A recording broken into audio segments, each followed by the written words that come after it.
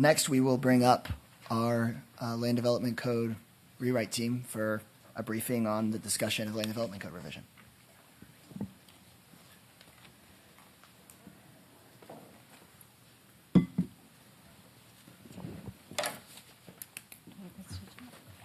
All right.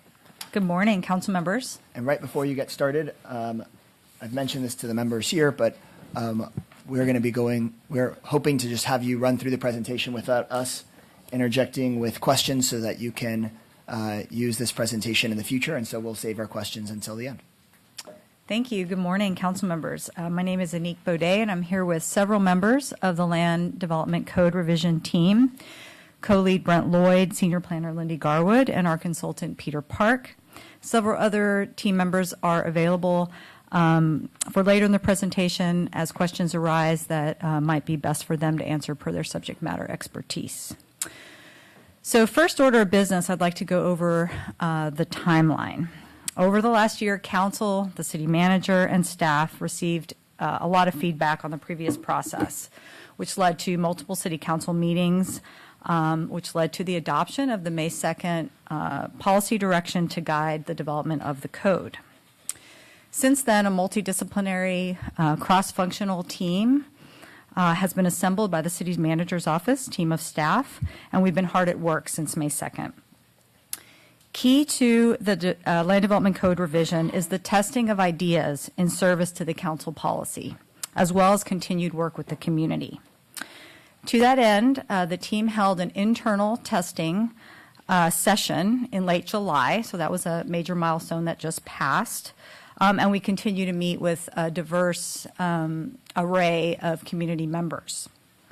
The internal testing included testing of both commercial and residential sites in common scenarios such as shallow and deep lots along major transportation corridors, as well as small and large lots internal to neighborhoods.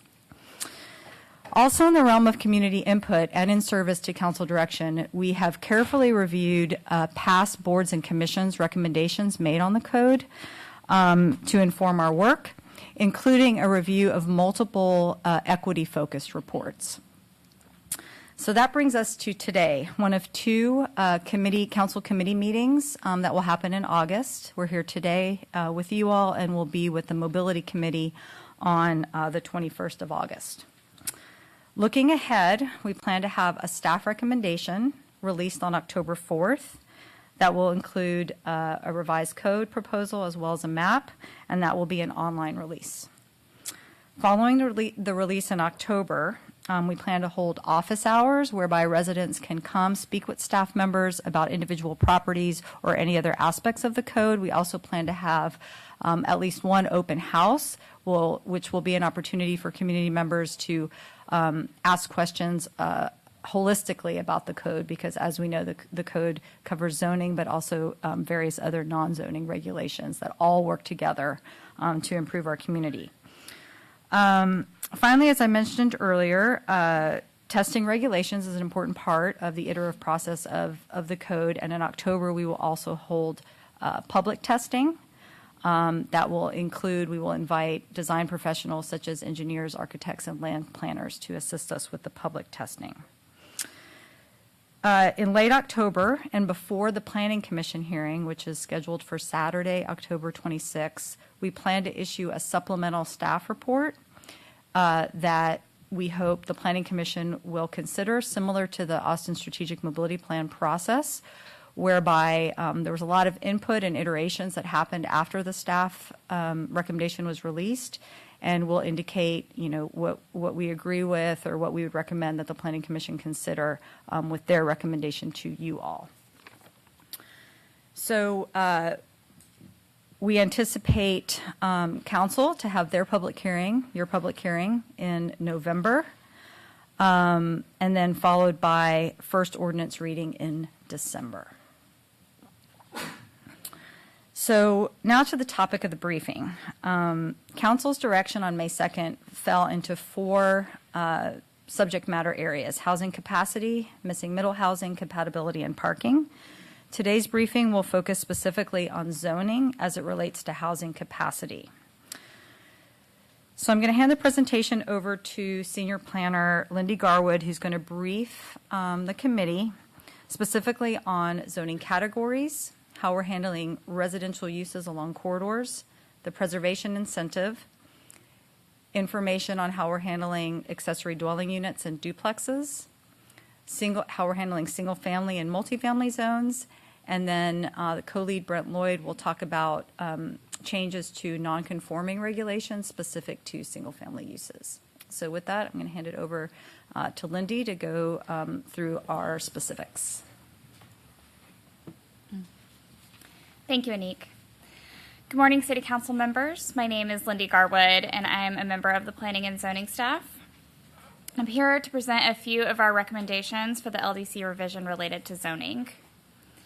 In your May 2nd directive, you instructed that the new LDC should focus on the size and scale of the built environment and regulate uses through context-sensitive policies that are clearly identified in the code and applied equitably throughout the city instead of through by-lot zoning regulations.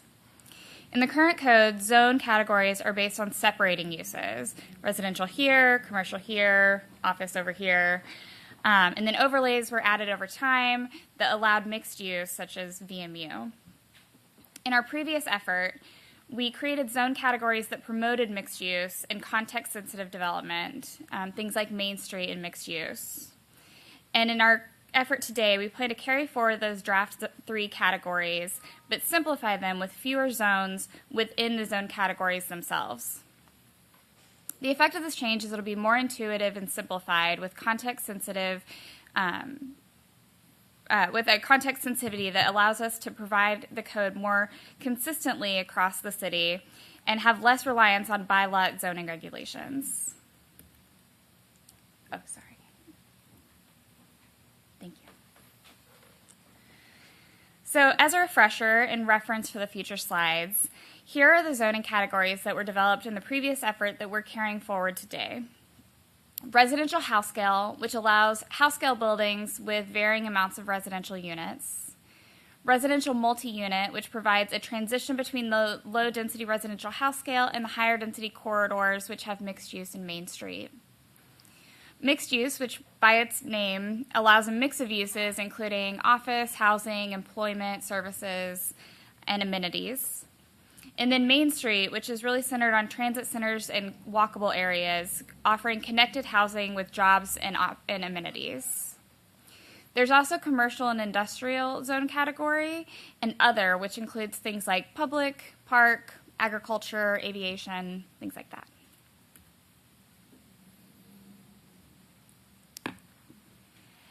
You directed that the new code should prioritize all types of homes for all kinds of people in all parts of town and a development pattern that supports 50-50 transportation mode share by 2039, as well as we should propose options for prohibiting uses along corridors that displace potential housing opportunities, such as self-storage facilities and other uses that do not contribute to the overall policy goals. As previously mentioned, our current regulations separate our uses so that many of our base zoning districts don't allow residential on our corridors, which are primarily zoned commercial. Therefore, the commercial zones do not promote housing or walkability, as they are often auto-oriented and separate in their use. In our previous effort, we analyzed over 4,000 conditional overlays to find patterns and themes of where things were permitted and where things were not, and then created zoning districts that harmonize these to restrict commonly prohibited uses from the conditional overlays into context-sensitive districts. In today's code, we're continuing the effort that we had previously done, but also prioritizing the uses that support complete communities and everyday services to promote residential on our corridors.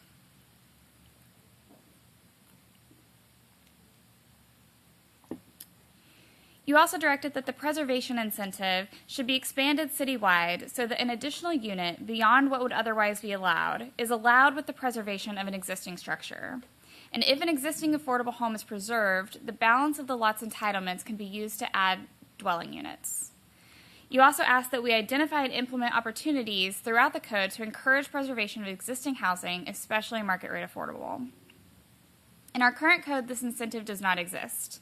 This was a brainchild of the previous effort, and where if you had a house that was 10 years old and you preserved that, you could add an accessory dwelling unit and it wouldn't count against your FAR. In today's effort, we're continuing the preservation incentive and expanding it to more zones, including multifamily zones, where you can exceed the FAR limit to achieve additional units. We are currently working to implement Council's direction related to allowing additional units beyond what's permitted within your base zone. The effect of this change is that the preservation incentive is expanded to preserve existing structures while also providing more housing capacity and diversity across the city.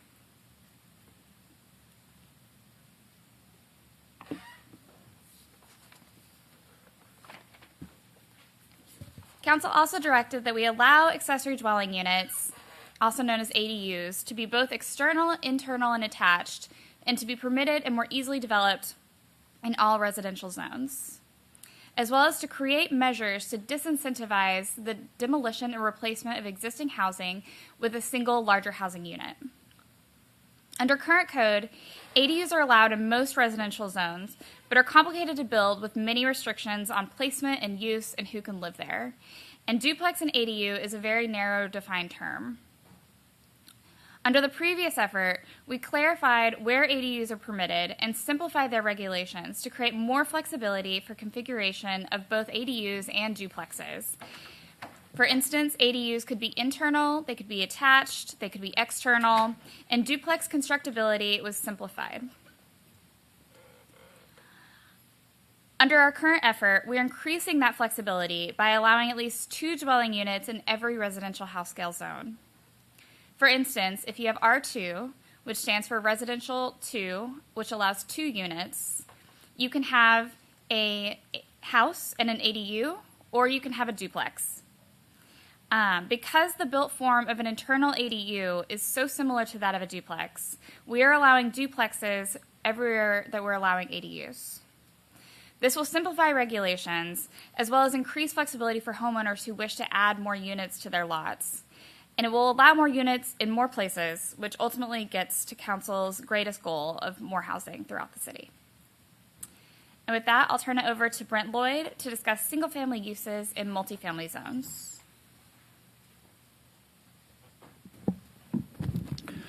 Brent Lloyd, Development Officer. Thank you, Council members. I'm going to talk about the treatment of single-family uses under the code, and particularly in transition areas where the goal is to encourage higher unit residential development. And to start off, I think the key council direction to keep in mind is in your May 2nd document, you said, to the greatest extent possible, the code should include restrictions that provide properties zoned for multifamily will develop with multifamily and not with single-family uses. This direction recognizes that a proliferation of new single-family uses within the transition areas could work at cross purposes with the goal of furthering housing capacity within those areas. The treatment of single-family uses in the city of Austin under the current effort is intended to encourage multi-unit residential. This was a consideration in draft 3 as well, and it relates more broadly to the concept of non-conforming uses, which I'll talk about in a minute. The key thing to keep in mind as we discuss our proposal for the LDC revision is that existing single-family homes will not be non-conforming uses. We've developed an approach drawing on the experience of other cities that I think allows for furthering council's policy objectives while at the same time recognizing the investments that existing single-family homeowners have made in their property. So kind of to give us a little bit of history, under current code, single-family uses are allowed in all residential zones. And that's different than, say, commercial uses. Commercial uses are not allowed in all commercial zones. But for our residential zones under current code, single-family is allowed essentially everywhere. Draft 3 introduced some restrictions on that. Single-family under the prior effort were restricted in some residential multi-unit and mixed-use zones and in all the Main Street and regional center zones. The potential revisions, which we'll discuss more in a minute, would prohibit new single-family in the transition areas, and that's a broader prohibition on new single-family than existed under Draft 3. But it would allow, as I mentioned, existing single-family homes to avoid the categorization of nonconformity, and it would give them greater rights than others than nonconforming uses have. And we believe that this supports the goal of emphasizing multi-unit residential development in the transition areas while protecting the rights and investments of single-family homeowners. So I want to introduce now the category of compliant residential use. And the key council direction to keep in mind as I discuss these points are, in your May 2nd document, you said that remodeling or adding additional units should be very simple so that it is much easier to preserve an existing home than to tear it down and replace it with another larger structure. Make allowances for existing single-family structures that would become non-conforming to be maintained, remodeled, and potentially expanded so long as they are not demolished or substantially rebuilt. And so the key concept to keep in mind is legal nonconformity, and that's basically just a concept that's common to really all zoning codes around the country, and that's when you have a use that was legal when it was built, but your regulations have changed and you would not be allowed to do that use today. And the goal of regulating nonconforming uses is you allow them to continue, but you limit investments. You limit the degree to which the use can be expanded, enlarged. Sometimes the restrictions, past restrictions, have focused on the actual costs of remodels and that sort of thing. And the ultimate goal is to phase out nonconforming uses. Draft 3 made some structural changes to how we regulate nonconforming uses, but it didn't create any sort of special allowances or relaxed standards for single-family homes.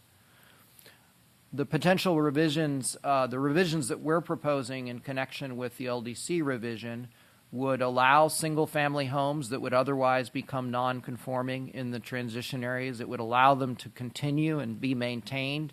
And it would also, unlike a non-conforming use, it would allow substantial expansions and enlargement of those existing single-family homes consistent with entitlements for other single-family homes in areas where they're an allowed use. So it basically would if you have a single-family home in the transition area under staff's proposal, you would be able to add on to it and do all the things that you would normally be able to do if it were an allowed use. You could even add an ADU under the kinds of standards that Lindy discussed. I think the only difference would be that no new single-family homes could be built, and if you completely demolished and tore down the structure, there would be limitations as well. We want to see, consistent with council's direction, the transition areas developed with higher unit products. And so in closing on this issue, we would just say that the proposal that will be coming forward, we feel, balances all aspects of council's direction as it pertains to single family in the transition areas. And it recognizes as well that in areas of town where missing middle housing exists and has historically existed, it has done so in close proximity to single-family residential, and so the two are obviously structurally compatible and compatible in character. And so that will be our proposal, and I'll turn it over now to Peter, who can hopefully tie things up. Good morning. I'm Peter Park, consultant working with staff, and it's my privilege to be back working with you on this rather ambitious project.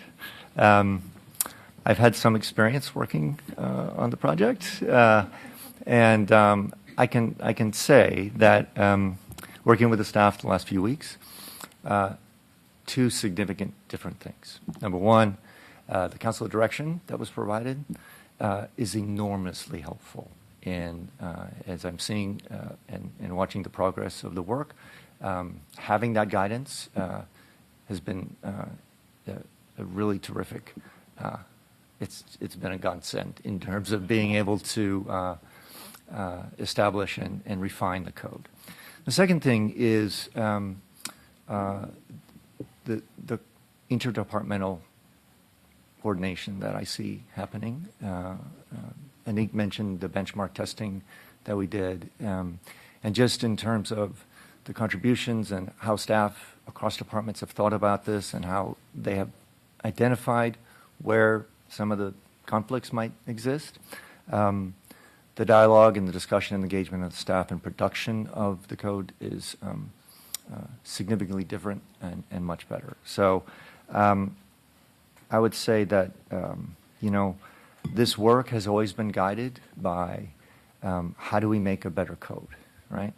And as we look at the changes that the staff have been working on, the base reference, and we just always want to remind folks that the base reference is how does the change make an improvement from what you have today, right? And so as you saw in the format of the slides, we provided the description of, well, what's today and what's the proposed change and how they're different, because we think it's really going to be important for us to understand. There's the ideal of the ideal code, but and then there's the making sure that we're doing better than you are today, right? And so our focus really is obviously a better code. More importantly, it's the outcome of a better city that you aspire to. And so with that, we look forward to answering any questions and engaging in a discussion about the materials. Thank you all.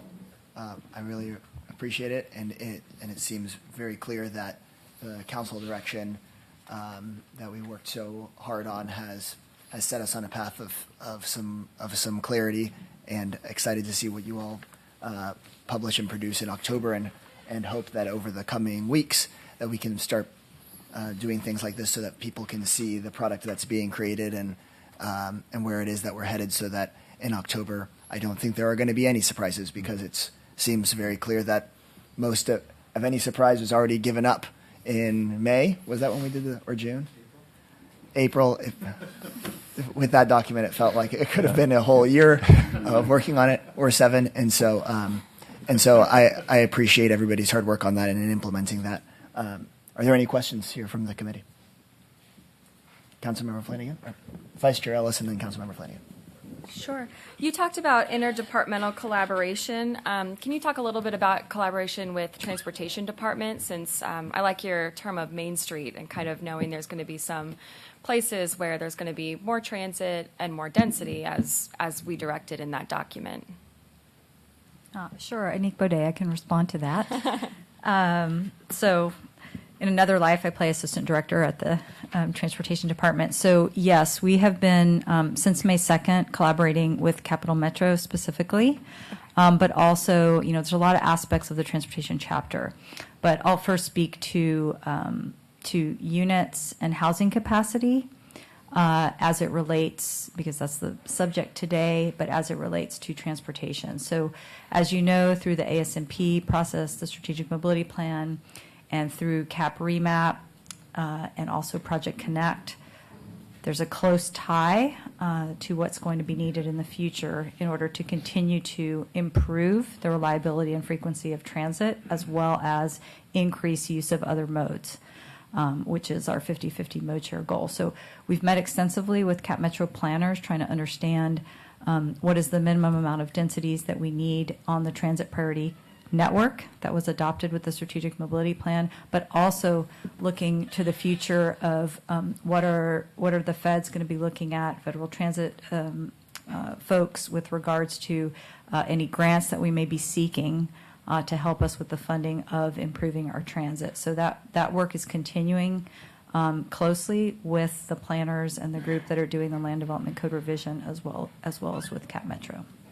And I would just add, in the interest of using these opportunities to kind of daylight all the issues that will be coming up when the code publishes and things we'll have to talk about, is that we're also looking at in the code how transportation impacts are analyzed in connection with proposed development applications, and the tools the city uses to require developers to make contributions to the transportation system to mitigate the impacts of development on traffic and on the city's multimodal transportation goals.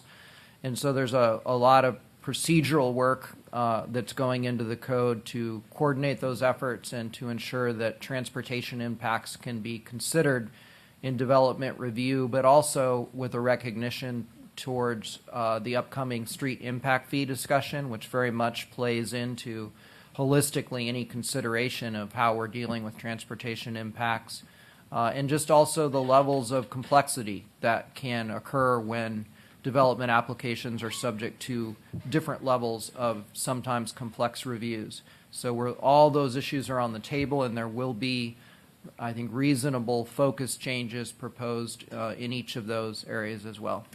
That's great to hear. I know we've had some zoning cases come before us very recently where we've talked about, quarter mile, half mile, and how close they are. So I think there's sometimes we get zoning recommendations that are kind of leaning on different versions.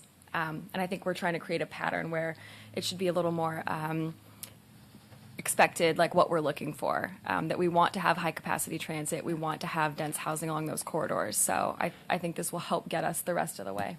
Yeah, I'll add to at Mobility Committee, we plan to come prepared with information on the build out of the sidewalk network in the transition zone as well. That we're looking at data with Public Works to assure, as we look at parking, the parking directives to assure that we're really looking at all the moving parts together as we change regulations. Mm-hmm. That's great. I know we also just let Cap Metro have a little more funding to build out the rest of their sidewalks too. So thanks.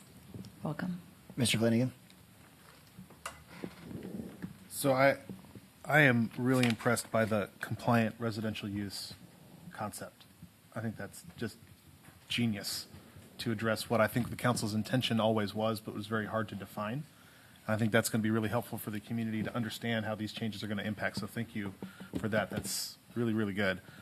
My main question is the difference between mixed use and Main Street. And I found that difficult to articulate when that concept was introduced before. And so I still don't understand the difference conceptually between those two types of categories. Yes, thank you. Lindy Garwood, Planning and Zoning. We have taken effort to make that clarity stronger in the newest LDC revision that we've been working towards. Because I agree, it was more confusing and complicated in draft 3, and there was less nuance between them. And so we've been working to kind of create that clarity in the future. Basically, the mixed-use zone, you have a wealth of options. You can have purely residential, you can have purely commercial, you can have a mixed use. It builds an intensity from the lowest mixed use to the highest mixed use in both uses and entitlements, and it could have everything from an apartment building with a ground floor retail to a big box store that has, that's purely like a regional shopping area. So there's a lot of breadth of where mixed use could go, a lot of flexibility. Whereas Main Street, we really wanted to create a very pedestrian and walkable environment, center it towards nodes and corridors that were going to be built out with the transit systems. And so that would have a required ground floor pedestrian activity to where, and we've expanded, or we're proposing to expand what that pedestrian activity would qualify as, but it would have a required ground floor activity, and then the upper floors could be either commercial or residential. But it also has a maximum setback, so it has to be set up towards the street to create a more vibrant streetscape. There's just more form controls that would happen within the Main Street zone to allow to really embrace and cultivate that pedestrian atmosphere that we're really working to create. Whereas the mixed-use zone is really kind of the flex zone. It applies to a lot more places. So it sounds like the Main Street zone is like a TOD but without an overlay. Like it's designed to create transit-oriented development, but just through zoning categories as opposed to additional requirements or other chapters like we've done in the past. Is that a fair assessment? Yes. Okay, thank you. Mr. Renteria, did you have a question? She covered it. Great. I think I want to emphasize what Councilmember Flanagan said about the about non-conforming versus compliant zones to address the single-family house issue. To just really make that really clear, then, if somebody asks if I understand, a person might understand that we want to add missing middle housing. If their lot is then zoned for missing middle housing, what y'all are saying is going to come out in the new code is that person can still remodel their existing home, that they could still add space to their existing home if there's space to add to it, and that they could even add an ADU, and that us zoning them missing middle would not prevent an existing homeowner who happens to own a single family home from doing those things. And so if anybody, because they may not know all the details of what we're working on, says that if you're zoned missing middle, you won't be able to add an ADU, or you won't be able to remodel your house without tearing it down, we can say generally the answer to that is that that's not what we're doing. That's correct. The proposal that comes forward will allow existing single-family homes to utilize all of the entitlements that would be available if they were just a plain allowed use. By way of a little additional history, I do want to flag for you all the fact that our current code has a provision that says that, and it's not specific to single family, it's just a general few sentences in the code that say that uses that existed on a certain date in 1984 are complying or conforming even if they wouldn't meet today's code. But that provision doesn't really give any detail, and it's been very difficult for staff to make sense of that in terms of how it applies. Does it mean that you can expand even if the expansion doesn't meet current code? It really just doesn't provide any guidance.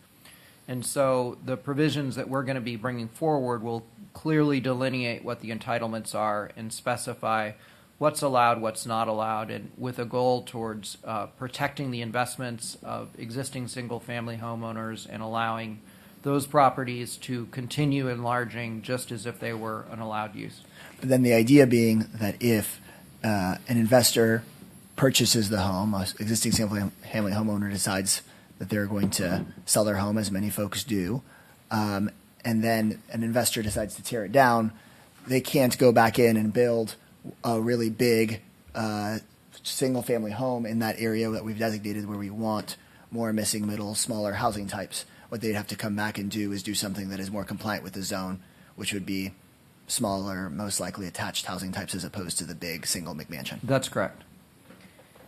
Mr. Flanagan, you got to follow up on that point. Yeah, so I'm excited about that piece of it, specifically when we think about displacement and gentrification, and we're allowing a broader part of the city to have these options available to them, so that when all of our neighborhoods are turning over, and they all will, some are new, like in my district, where the initial homeowners, there's still homes being built, in fact, in new kind of sprawl-style developments, but that the folks who are taking advantage of selling their homes are the ones who didn't want to live there anymore anyway. They had a death in the family, they got a job in another city, the regular type of turning over of neighborhoods.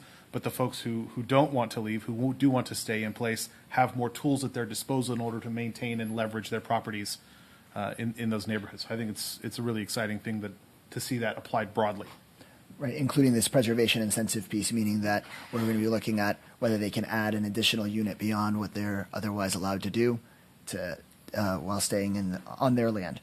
And then the other piece that I wanted to make really clear for anybody watching was on the accessory dwelling units duplexes slide. I thought y'all did a great job. I appreciate a lot of the clarity.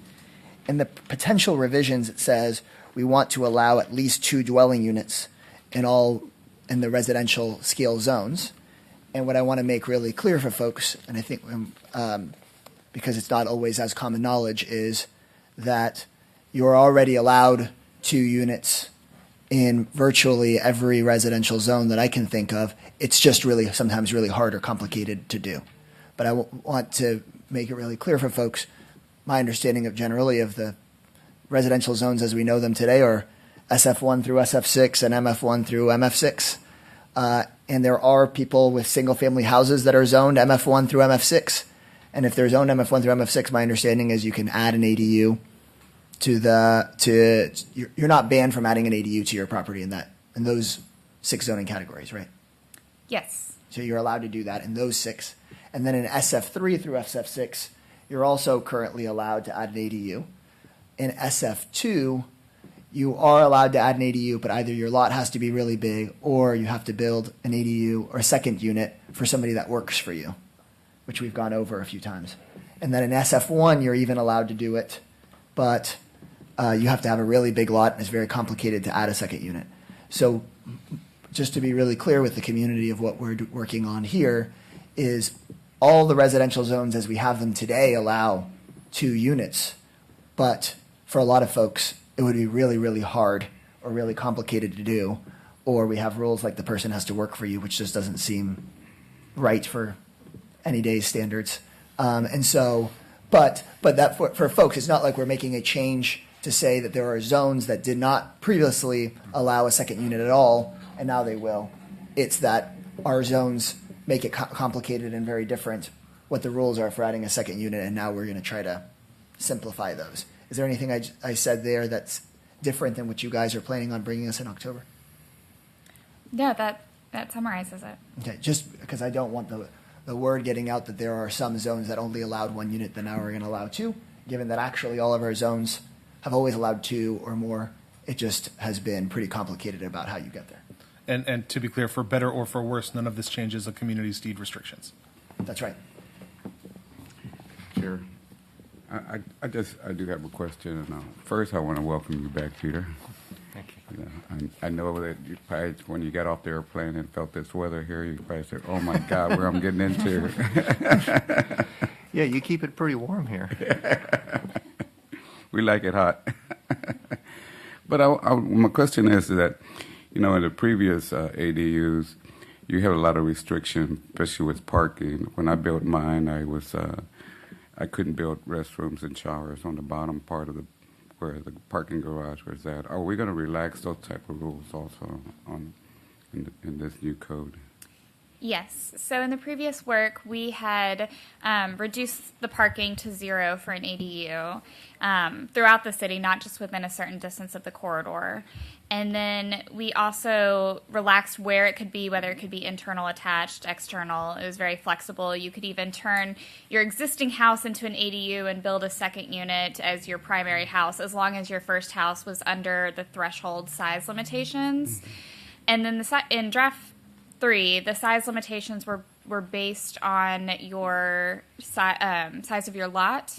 And in an effort to really simplify and make the ADU provisions really clear to everyone, we're actually recommending that we simplify that further and just allow 1,100 square feet for all ADUs, regardless of your size of your lot.